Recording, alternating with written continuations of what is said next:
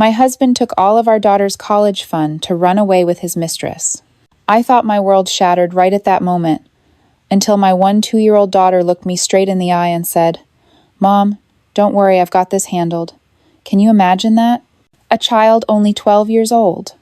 How could she possibly overcome and deal with the betrayal from her own father? That night, in the quiet house, I saw her sitting in front of the old laptop, her hands typing nonstop, the blue light casting on her young but determined face.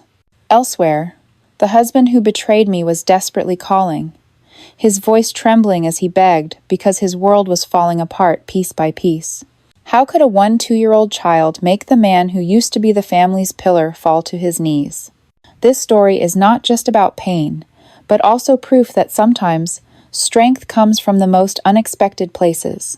Welcome to Crying Inside, where we bring you family stories full of emotion, sometimes pain from betrayal, sometimes the quiet strength of sacrifice, always leaving deep life lessons. Here, you'll hear stories that can touch your heart, sometimes bring tears, but also help you find empathy, faith, and hope. If you believe family can hurt you, but also family can heal and make you stronger, then you've come to the right place. Please subscribe to the Crying Inside channel right now, so you don't miss any stories that might touch your heart.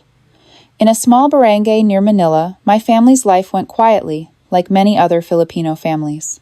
The alley in front of our house was always lively with kids playing sepak takraw, the morning calls of taho vendors, and the smell of dried fish from the small kitchens around the neighborhood. In that simple scene, my family quietly existed, full of warmth. I'm Althea, 40 years old, working as a librarian at the city's public library. The job doesn't pay much, but I've always loved being surrounded by books, chatting with kids, looking for comics, or helping students find study materials. I still believe knowledge is the greatest gift parents can give their children, and that's why I persisted with my husband, saving every penny so our daughter could walk through the gates of college someday. My husband, Marco, is an accountant. He works for a small private company, but the pressure is high. Numbers, reports, and balance sheets take up almost all his time. Some days he comes home very late, so tired he just wants to lie down right away. Yet he never forgets to stop by our daughter's room, place a kiss on her forehead, and whisper, "Good night, Anak."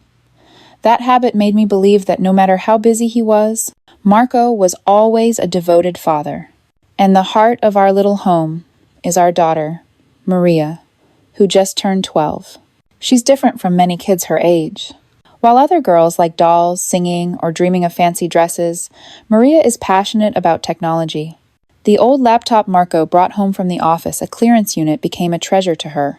She could sit for hours, typing away while quietly learning basic coding from online tutorials.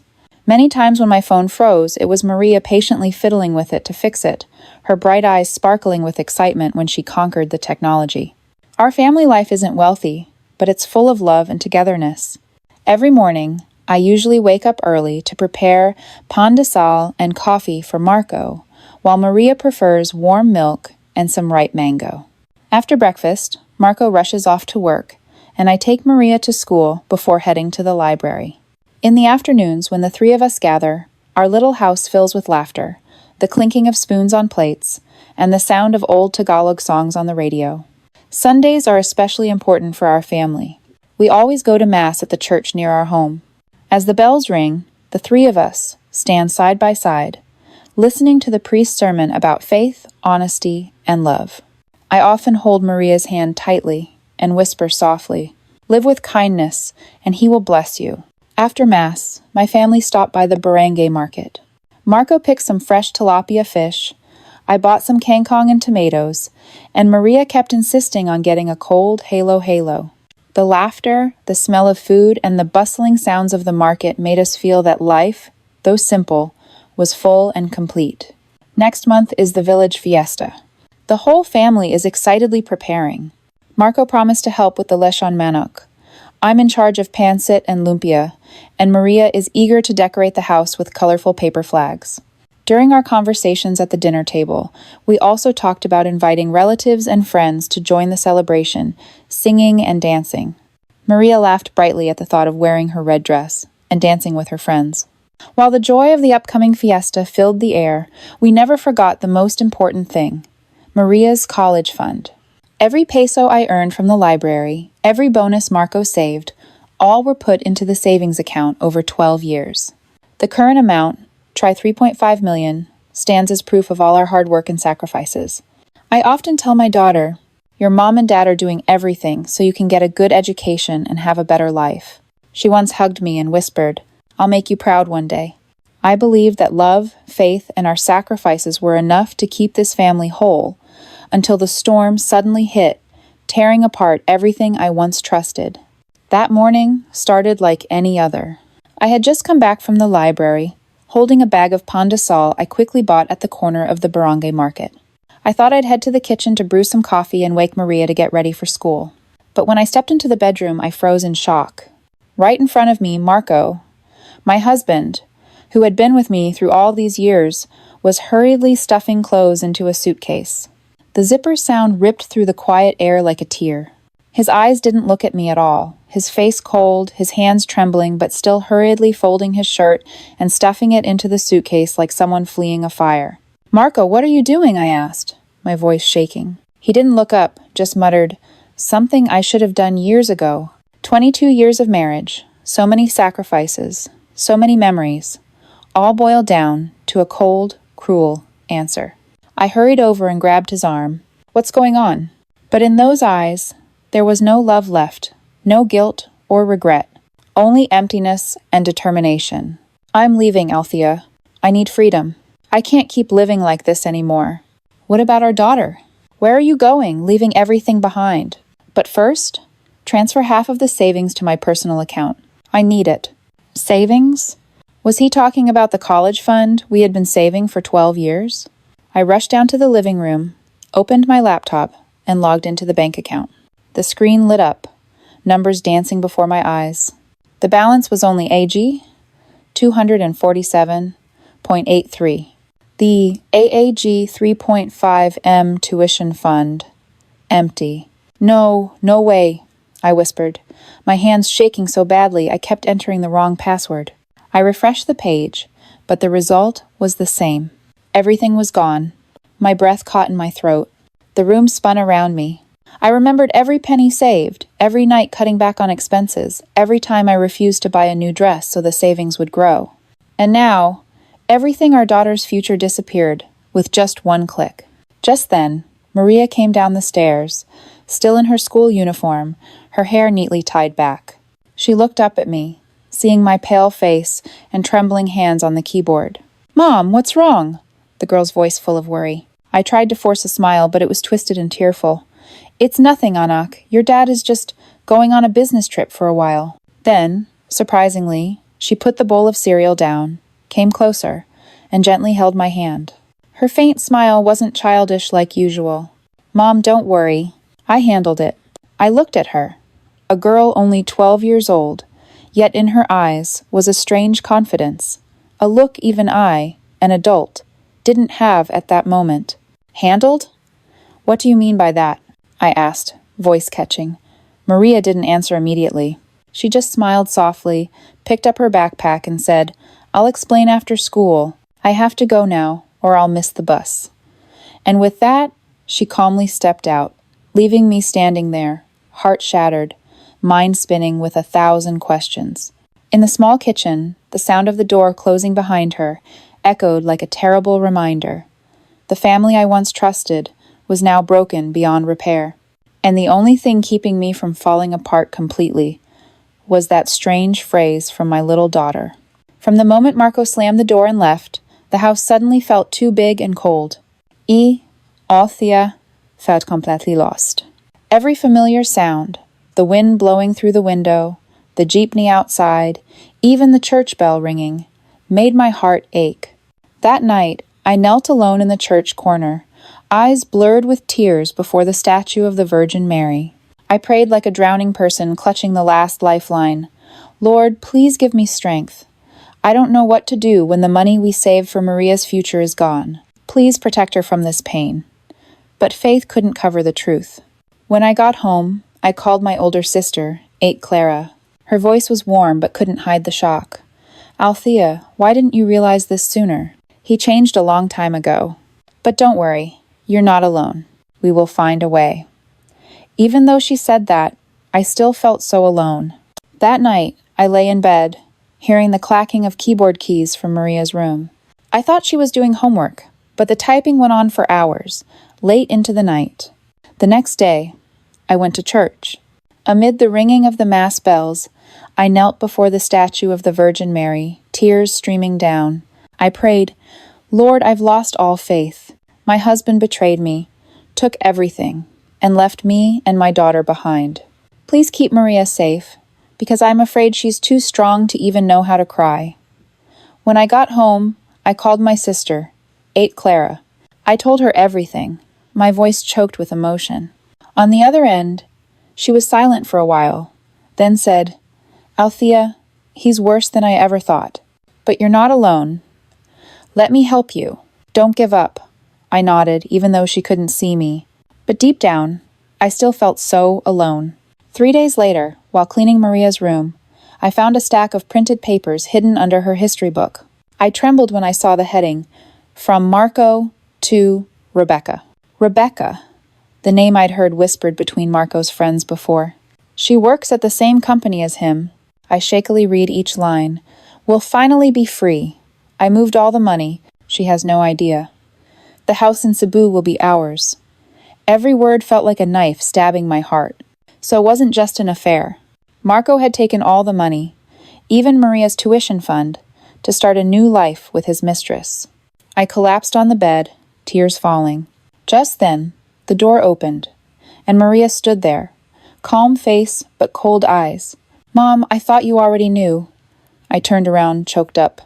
Maria, how did you get these emails? She came over, sat beside me, her voice eerily calm. Dad's not tech savvy, Mom. He uses one password for everything. I just watched and memorized. These emails, they're just the beginning. Maria pulled open a drawer and took out a thick notebook filled with handwriting, diagrams, and data charts. She flipped to a page, pointing to some printed sheets with forged signatures. Mom, this isn't just about Dad taking money. He even impersonated Mom and me. He used Mom's ID and my student information to take out loans. These are consumer loans, and there's even a mortgage file using Mom's name. I gasped, my heart aching. No, this can't be. Maria, where did you get these from?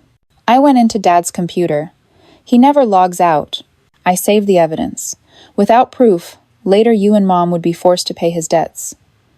I held the stack of papers, trembling, tears streaming down. How could a 12-year-old child have to bear this pain? While I was broken, Maria quietly investigated, preserving every piece of evidence. Like an adult. The following days, I lived in panic. I went to church more often, but prayers couldn't ease my worries. Marco not only betrayed us, he shattered the family's sense of security. Meanwhile, Maria maintained an unbelievable calm. She went to school during the day and ate dinner as if nothing had happened. But at night, the blue light from her room shone out, along with the non-stop tapping on the keyboard. One time I knocked, Maria, what are you doing, Anik? She turned, smiling. Homework, Mom. I nodded, but inside I knew this wasn't just homework. She was doing something bigger, something I hadn't yet understood, but it definitely involved the father who betrayed us. That afternoon the phone rang. I saw the name on the screen, Marco. My heart raced. My hands shook as I answered. I had thought he would never call back. Hello? My voice was hoarse. On the other end, Marco's panicked voice. Althea, you have to listen to me. Something terrible is happening. My account's been frozen. Investigation company. Rebecca, she was fired. I don't know what's going on, but someone's targeting us. Before I could answer, Maria came down the stairs, holding her laptop. She signaled for me to put the call on speaker. I hesitated but did it. Marco continued, urgent voice. I've lost everything. They say there's proof of fraud, emails, transactions. But how could anyone have gotten them? Althea, did you hire someone? A hacker? A detective? If there is one, please stop. I beg you. Maria sat down next to me, her eyes shining with a cold calmness. She gently took the phone from my hand, held it to her ear, her voice clear and distinct. Hi, Dad. There was a sudden silence. Then Marco sighed in relief. Maria, oh, Anik, thank God.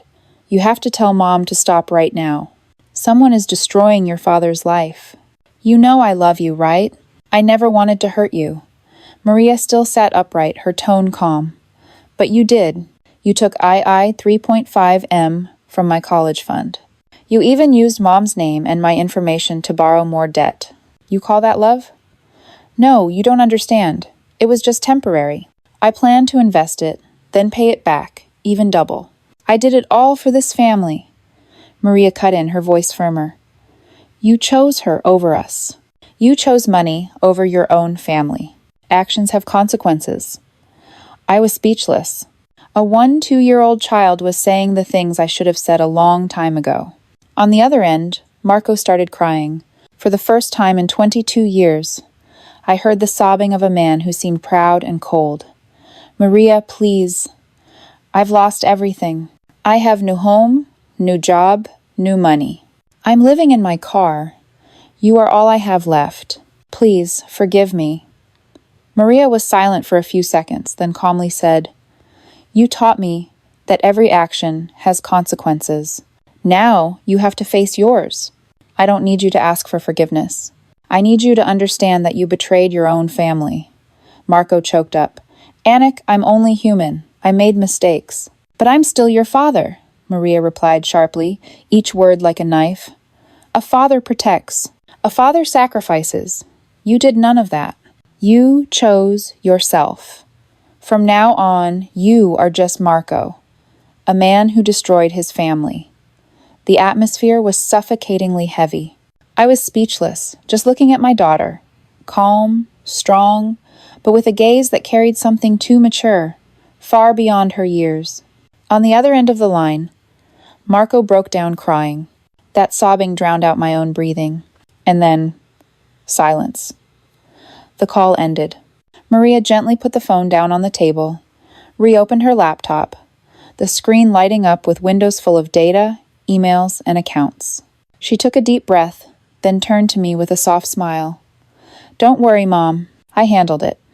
After saying that, she went back to her desk, fingers gliding over the keyboard, as if it had been just an ordinary conversation. I sat there, stunned. My husband had fallen losing money, reputation, and even his family. And it was my 2-year-old daughter who dragged him down into that abyss with terrifying calmness. In that moment, I didn't know whether to cry or be proud. All I knew was that from now on, this family would never be the same again. After that last call with Marco, our house grew eerily quiet. No more ringing phones, no more excuses. No more sign of the man who used to be the pillar of our family. I sat for a long time in the living room, my hands still shaking, my heart aching as I remembered the desperate pleas from the other end of the line. Marco lost everything, money, honor, and this family. But when I looked over at my daughter, I saw something else. Maria sitting at her desk, eyes focused on her notebook, her small hands steadily tapping the keyboard. Not a single tear, no panic. Only calmness, a steady resolve that choked me up. Two opposing emotions welled up inside me. A fierce pride because my daughter was stronger than anyone could imagine. But mixed with that was fear. She was only 12. A child who should have been worrying about tests and playing with friends. Yet she was carrying the heavy burden of debt, betrayal, and the family's honor. I feared that this early maturity would steal away her childhood. One evening, while I was washing dishes after dinner, Maria came into the kitchen, holding a thick stack of neatly printed papers, clipped together with a clear plastic cover. She placed the stack on the table and said in a serious, grown-up tone, "Mom, this is the Family Protection Guide." She wrote it so no family in our barangay would have to go through what we endured. I quickly wiped my hands and opened the stack of papers, pages full of text, with a clear table of contents and each section numbered in order. She detailed every step. How to check bank account balances and spot unusual transactions. How to create strong, unique passwords and protect personal information. How to recognize signs of identity theft. The legal rights you have if someone impersonates you. A list of contacts for lawyers and organizations protecting women and children in Manila. I flipped through the pages, my eyes welling up. There were even diagrams Maria drew herself, specific examples, and bolded instructions like, never sign any documents without fully understanding them. Maria, why did you write all this? For what purpose? I asked, choked up. Maria smiled gently, but with eyes full of determination. So no other child has to say, don't worry, I handled it like I did. Adults need to learn how to protect their families, Mom. If they know how, no one will be betrayed and have their future stolen like Dad did to us. I wrapped my arms around her, my heart melting. My daughter didn't just save me, she's trying to save this whole community. A month later, our barangay held its fiesta. Colorful lanterns hung across the narrow alleys. The sounds of kulintang and drums echoed cheerfully everywhere. The atmosphere was joyful and lively. People cooked lechon, pancit, bibingka, the aroma spreading to the far end of the village. This year, Maria and I decided not to stay on the sidelines. We joined in with everyone, bringing along the stack of family protection guide documents Maria had prepared.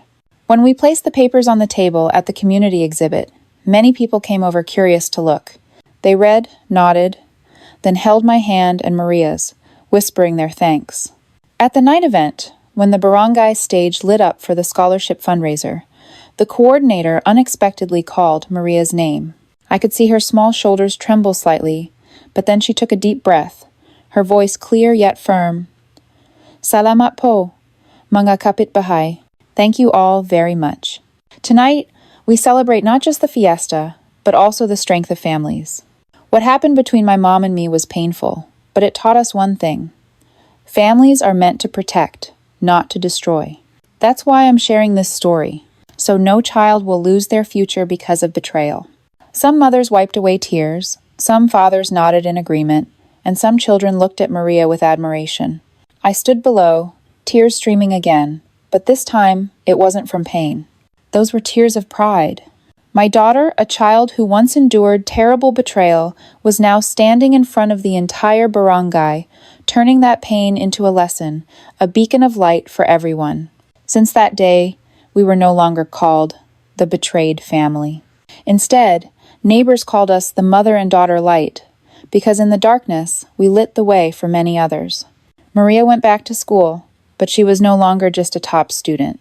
She became a symbol of strength, hope, and faith, that even in tragedy, healing is possible.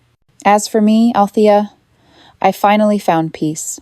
Not because Marco fell, but because I learned how to move forward with my child. I realized that family isn't about a cheating husband, but about love, connection, and trust among those who stay. The fiesta night ended, the lights dimmed, and everyone went home with smiles and warmth in their hearts. I sat on the porch, watching Maria peacefully asleep after a long day. That little girl had carried the weight of a family on her shoulders and turned that weight into strength to support the whole community. I whispered to myself, family can break us, but family can also save us. I don't deny the wounds, they're still there, aching whenever memories flood back. But I'm no longer afraid, because I know I am not alone. I have Maria, I have love, and I have faith that family is built on honesty and kindness, not on empty promises. Life can be cruel sometimes, putting us in situations that seem impossible to overcome. A husband can betray, a father can abandon, but a mother's love and a child's resilience can turn the worst into hope. Maria taught me that sometimes it's the children who show us how to get back up. Trust should never be placed entirely in a person, but in the values of family, in true love. Tragedy is not the end. If we know how, we can turn it into a motivation to heal and give. If you're watching this video, maybe at some point in your life you felt betrayed, abandoned, or broken. But please remember, you are not alone. Right beside you may be a child, a mother, or a friend is quietly becoming a guiding light for you. Family can hurt you, but if you hold on to the right people, family can also be the only place that heals you. And now, I want to hear from you. Would you choose forgiveness? Or would you walk away and start over? Please share your thoughts in the comments. Don't forget to hit subscribe and turn on notifications so you won't miss other family stories on Crying Inside, where we share heartfelt stories to remind you that there is always hope in tears. Thank you for joining Crying Inside. Remember, every tear that falls carries a seed of strength. See you in the next story.